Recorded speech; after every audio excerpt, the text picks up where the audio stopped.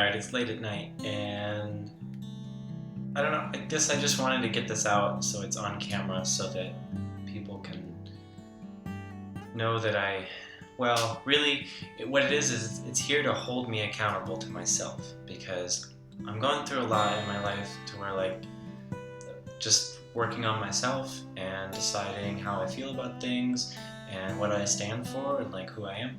And so I just want to get all this out and see. I don't know. We'll decide what to do in review. But anyway, I'm trying to sit on the ground. Just sit like whatever that was. Yeah. All right. So I did this thing I haven't done in a while, which is that I went outside because we got a Red Box, which is like, it's a DVD machine that's just like a little computer. It doesn't matter. It's a DVD. I went to go take it back, and I decided instead of driving, because it's like right down the road, I took this longboard that I found a while back, and I just rode. Like when I was a kid, I used to snowboard, I sled, I had rollerblades, I went in the half pipes and all that. I used to do all that stuff, and I haven't in a while, and it really bugs me. I miss it. It was a part of my life. Like, so when you're on a snowboard, it's freedom. It's you're floating on a fallen cloud. That's essentially what you're riding on, and it's just like feet of powder, fluffy pillow powder, and you carve through it, and it slings snow everywhere, and it's a really powerful, empowering feeling. I really love it. And I'm realizing that whether you're flying a plane like a hang glider, whether you're sailing, whether you're snowboarding or surfing, or using an element somehow as an aid to get enjoyment and movement and mixed with gravity, it's truly phenomenal feeling. It's not like anything else. It's not like driving a car really fast, although that can be awesome. And like I love riding motorcycles. I've been riding since I was 6. So the feeling of being in the air, an 80-foot jump or whatever, like I've done that. It's insane. It's terrifying. It's wonderful. It's exhilarating. It's you're flying. I miss that. I miss that a lot. It's the best feeling ever, and I want it back. I imagine it's similar to how people feel when they're like scuba diving this awesome wreck or something, or flying a seaplane and landing in the water. I don't know. I want these experiences in my life. I want to sail through the Panama Canal. So, in order to do all that, I just want that life without negatively impacting people. And I don't see why it's not possible. It seems perfectly logical to me, but other people, like, I want a world where anybody who wants to do that with their life can. And what I mean by can is that if they have the desire to, they don't have to be stopped by governments or socioeconomic status or ability to leave a country or move or debt or any of these types of things.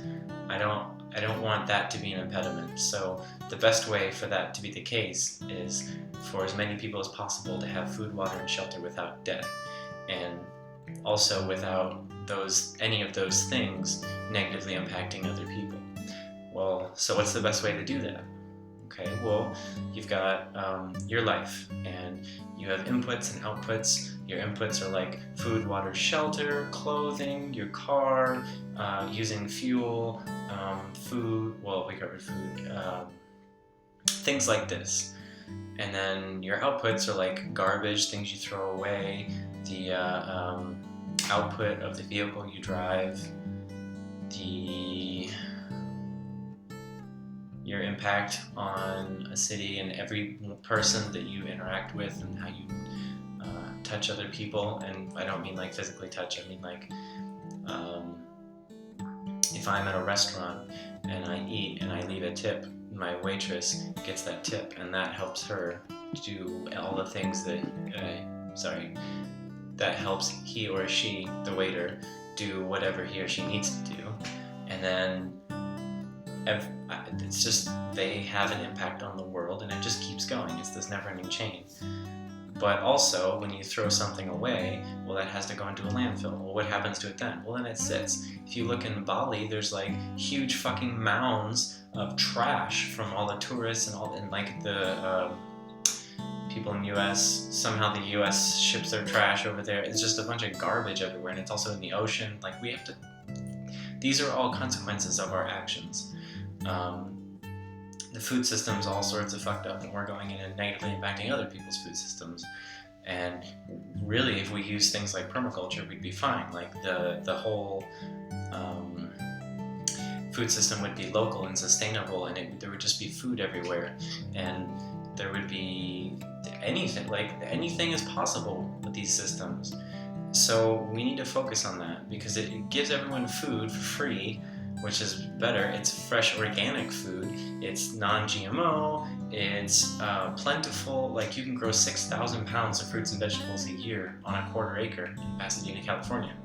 Now, they've got a drought going on. That's a serious issue. But permaculture also went to, Jeff Lawton specifically, went to Jordan, and he greened the desert, basically. He built a trench on contour. He built a trench on contour. It's called a swale. And he heavily mulched the berms on the side. And in the winter, when it would rain, millions of gallons filled up. And because it's on contour, the water doesn't run anywhere. It just sits, soaks in.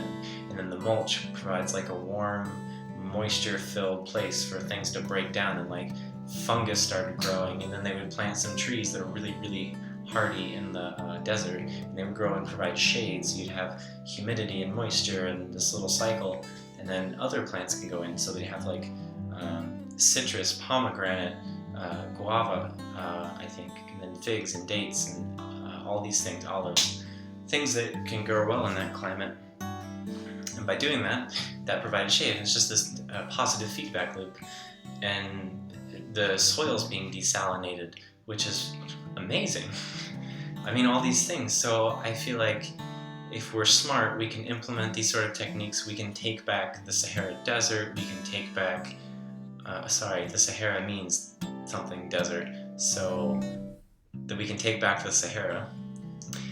We can reclaim some of the Midwest and where there's drought stricken and the aquifers are draining, like Vegas. I know there's been a lot. I mean, I guess they've had some rain in Kansas, but where my grandpa lives. But still, it's not great. And if we use these techniques, we could just not even have to worry about this being a problem. Do you know, in the when the Dust Bowl happened, the thing that fixed all the environment was this group called the Civilian Conservation Corps. It was established by the government. They went in and built all the national parks. They fixed gullies, like just fixed the environment. They used swales back then, believe it or not. It's just an uncontoured trench. It's not a crazy idea. It's very simple. Most of the techniques are. They're not complicated. You just have to learn what they are.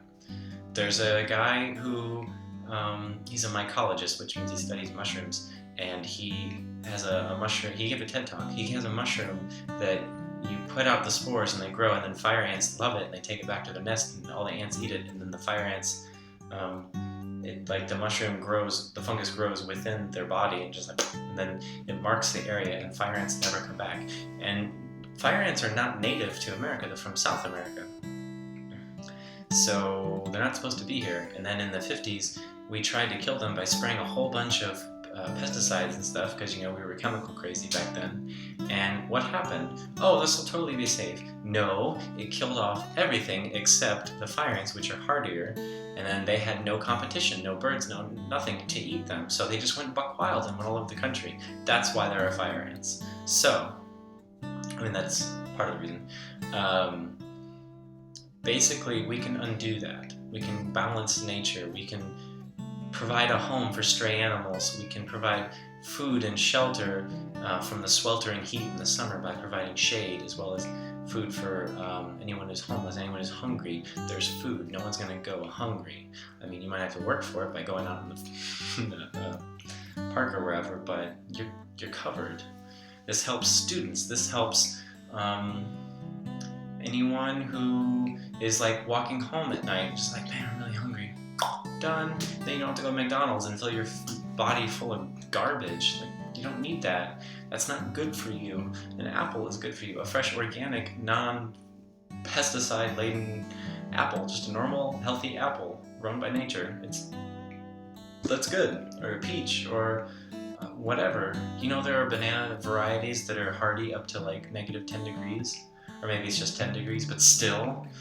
I don't know if you've ever had a banana tree, but whenever you have them, if it gets a little bit of frost, they just collapse. So that's 32 degrees. This is 10. That expands the level of latitude that you can go with these kind of plants. I mean, there are alternatives. We should be using all the alternatives, as much diversity as possible. For you people that think, oh, doomsday preppers, like you're worried about the world collapsing, like, what are you doing? You do not want to be the guy who has a gun and all the food. That is not a fun situation. You're fighting off zombies at that point. If that will be the zombie apocalypse. Give me food. Oh, hell no. Eventually you're going to lose. You're going to run out of ammo, or people are going to figure out how to outmaneuver you, because there's more people than there are you. I mean, it's just... Anyway, the point is, we can do better than that. We can just take care of all these problems. And I think about it from your selfish perspective, which is what we all do. Like, we should be thinking from ourselves, like our own point of view. All right, if I'm in your shoes, then I'm thinking, okay, I want my whole where I live to be completely self-sustaining, because that way I don't need the grid, I don't need any of that stuff. I have everything I need. I can take care, I can do anything I want. I've got it. Great. Now that you've got that, now focus on a way to keep other people to where they don't need to come after you. Eliminate the problem. The way you do that is by fixing basic needs, because if people have their basic needs, they're not going to go crazy. Like, when do you go crazy and like loot and do all these crazy things? Well, when you've been disenfranchised, suppressed, oppressed, you don't have your basic needs, you're suffering, people around, you're being mistreated, it's unequal, it's not balanced. That's when people go nuts. So fix that problem. Well, how do you do that? Okay, well, like, you could use my site, newworld.org, and just like, there's a learn section. So type in any problem. I don't want to die. So what are all the facts? Learn section. Okay, well, here's all the data on why people are hungry, why the food system's fucked up, like everything, it's all there. Okay, now the reflect section. Let's have a conversation about this. How can we make all the connections over here and, put everything together in a way that creates a self-sustaining system that doesn't require much maintenance, that doesn't require a big capital investment. You just set the goal. What is the goal? The goal is for as many people as possible to have all their basic needs taken care of, so they don't want to come get me. Because I got my shit together. You need to get your shit together. Let's make it as easy as possible. Now that you have breathing room because of your self-sustaining lifestyle, let's pay it forward and help someone else. That small act will do more for humanity than you will ever know. So please, break everything down, make it simple, teach, put all the videos on YouTube, spread information. Here's how we do it. You guys really are doing great, but we need to make sure that we have all the best data and we're doing things in the best way that's best for everybody, not just ourselves. Because it's, for me, like, I put myself in the shoes of every person that I want to help, which is the whole world, so I have to learn about what's in the world. And I've been learning all this like crazy, terrible shit, but it's a little depressing. But now I am ready to go. Now I'm tired of being overly nice to people that aren't thinking straight. I'm tired of letting confident people that don't even know what they're talking about make me question myself, like, oh, maybe I don't know. No, I do know what I'm talking about. I have researched this. I have felt and experienced things that other people haven't. And I'm not saying I'm not going to be open. Like, I still want to take the stance in my podcast and stuff of, I don't really know, but I also want to do it in a way that is, I want to be able to stand up for myself. I want to be able to know, and I want to be able to call someone out on bullshit and not feel nervous or uncomfortable about it. I just want to be like, no, that's not true. And then they'll be like, oh, yes, it is. And I'll be like, well, let's look it up. And I want to know how to show them. Like, okay, there you go. Definitely not true. Moving on. I want to be able to do that, so that's what I'm going to work on. Anyway, let's just work together. Oh, so learn about it. Let's talk about it. Make connections, and then let's plan. That's how the website works. Big idea or issue, whatever it is. Like there it is. Then we're gonna learn about it. Then we're gonna talk about it, and we're gonna plan. Like, how are we gonna fix this? What's your idea? Put all your ideas out there, and then each section is vote up, vote down, just like Reddit, like do. And then each post can be commented on. So basically what you get is all the best information going to the top in each section, and each of them has commentary below, so you can like see what other people think about this idea, this bit of data, this point of view in reflect section. Like, that's the goal. So we can just start breaking down all the problems that we know of and then talk about them. Man, there's a lot of information. We need to compile it and organize it so that we can move forward.